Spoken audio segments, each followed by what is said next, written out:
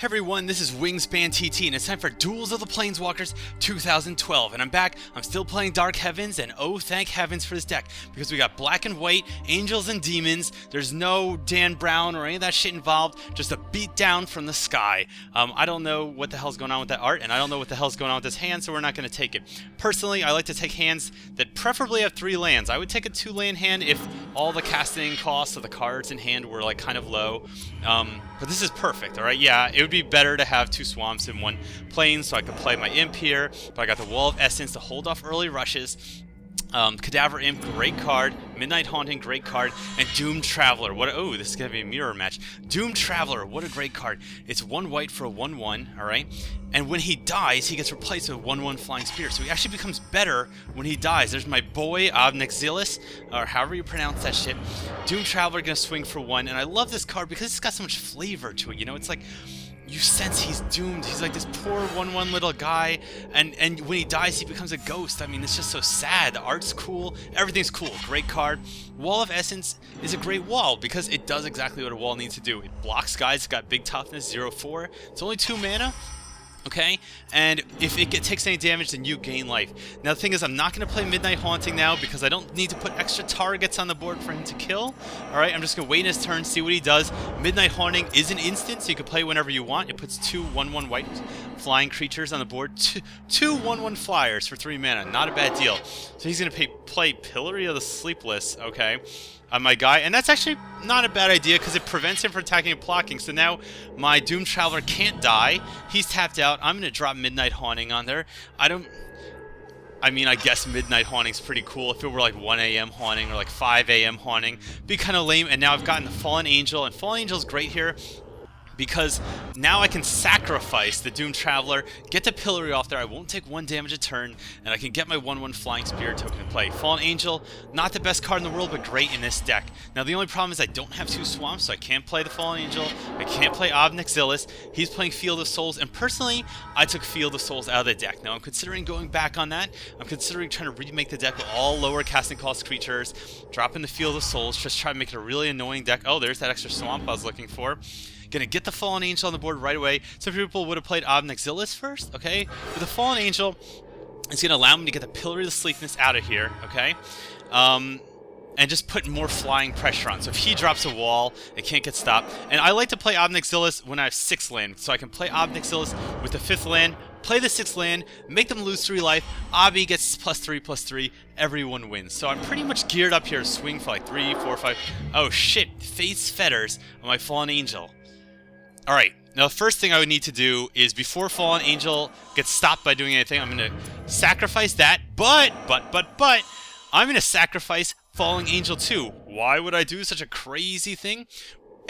Because, well, the main reason is because he won't gain the 4 life. Because Fallen Angel's now in the graveyard, it's an invalid target for Faith's Fetters. So you see, when Faith's Fetters comes into play, he gains 4 life. Well, it never came into play. The only thing that got played here was Balch 76. So we're going to keep the momentum up. I drew another Doomed Traveler. That's great. And I have the, you know, I have that little pesky, this guy, the Cadaver Imp in there. I have the Cadaver Imp so I can get back the Fallen Angel if I need to. But you know what? Why not just put on a little bit of pressure first? We're going to drop Obnixilus in play. Hopefully he doesn't off it.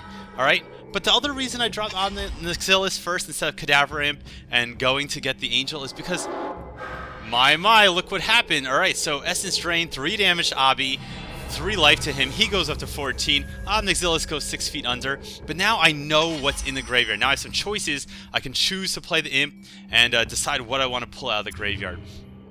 Now, I feel like right now I have the extra swamp in my hand. It would be good to pull Obnixilus back. I can do so a lot of damage, 3 life right away. Drop the Doomed Traveler too. We're going to drop the Imp. I'm just going to keep talking. I don't know how I breathe. I don't know if air is actually making it to my brain or if I'm slowly getting brain damage. So guys, if I get any major neurotic problem later in life or develop anything like that, it's all your fault because you made me talk. Now, you notice I didn't play the swamp in my hand because I want to guarantee that when I drop Obnixilus, I can play the swamp right after him so that he immediately becomes 6/6, immune to those 3 damage spells, alright? And so that my opponent immediately takes 3 extra life. So So that's just great. Now keep in mind I didn't play first. I also don't want to play my hand. I don't want him to... I know he knows I have LOLANGELS in my hand. I'm just going to swing with everything. Now I know he's going to block a 2-1. If he's smart, he'll block a spirit token. He might be saying, why would he block a spirit token? And alas, he does. Because that prevents me from putting creatures in my graveyard. The last thing he wants to do is block my Doom Traveler and replace it with another 1-1. Or if he blocks my Cadaver Imp, I could get another Cadaver Imp and pull the first Cadaver Imp out. Gonna drop LOLANGELS on the board. Gonna drop a land. Gonna drop his health down to 4 life. Guys, this is going swimmingly. A lot of people say this mirror matchup is boring. I kind of find this mirror matchup interesting. I think there's a lot of interplay. Oh, fuck. Living Death. And you might be wondering, Wing, what does Living Death does? That's because you didn't start playing Magic the Gathering when I did, when Living Death first came out. It's 5 mana. Everything that's in the graveyard goes back into play. Everything that's in play goes to the graveyard. Now, in my opinion, that kind of benefited me. I guess he's really afraid of LOLANGELS. I would be a little afraid, but now I have my 3/3 Fallen Angel in play. I got the Doom Traveler. And I only played that land because I want to have 7 lands, so in case something happens, and because I don't have any cards in my deck that cost more than 7 land, now with 7 lands, 4 swamp, and 3 plains in play, I can play anything in my deck. I'm gonna swing in, and here's a field, you know, Field of Spirits there. Every time a non-token creature dies, he gets a new creature. So that's just something to keep in mind. Oh shit, Deathless Angel. Deathless Angel, 6 mana, 5/7 flying, and for 2 white mana, he can make any creature indestructible. That's scary. So here's what should I do?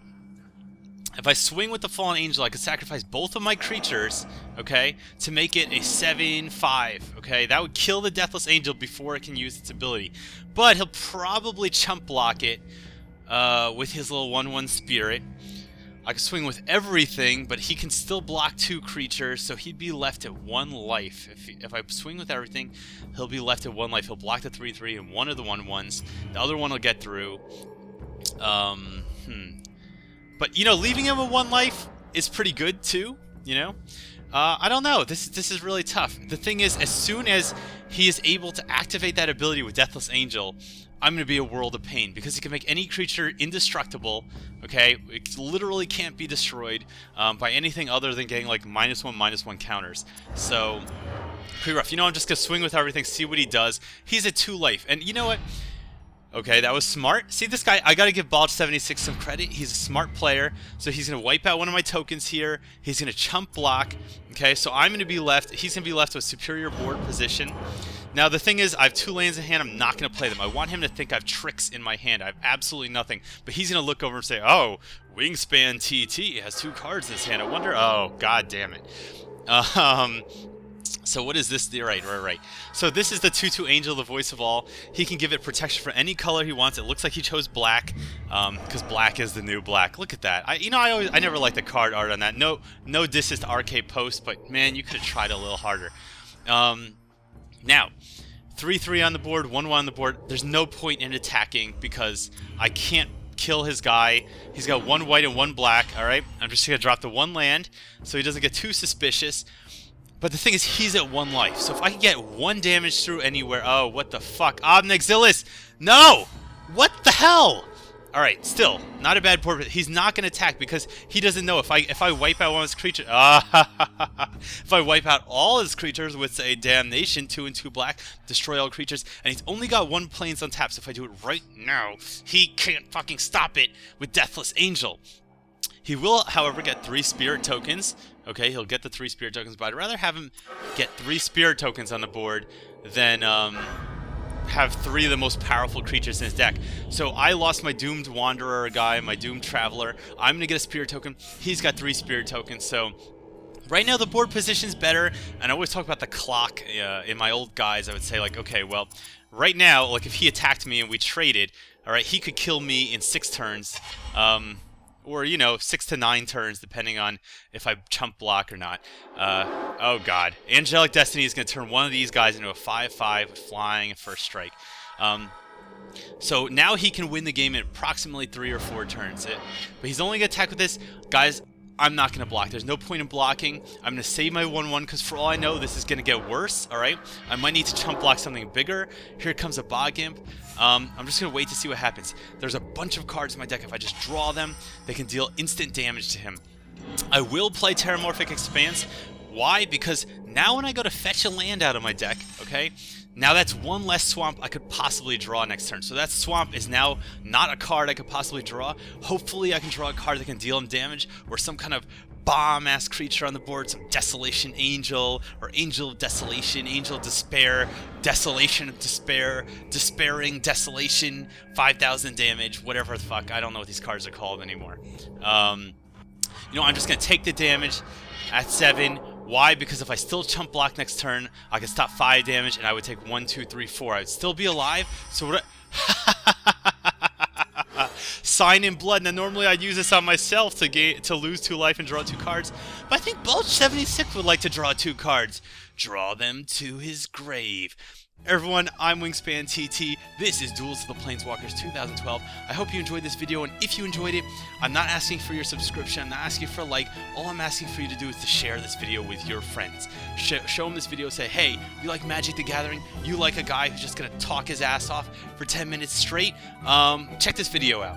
Alright guys, I hope you enjoyed it. I hope you stopped by TopTierTactics.com, and I'll see you next time with Duels of the Planeswalkers 2012.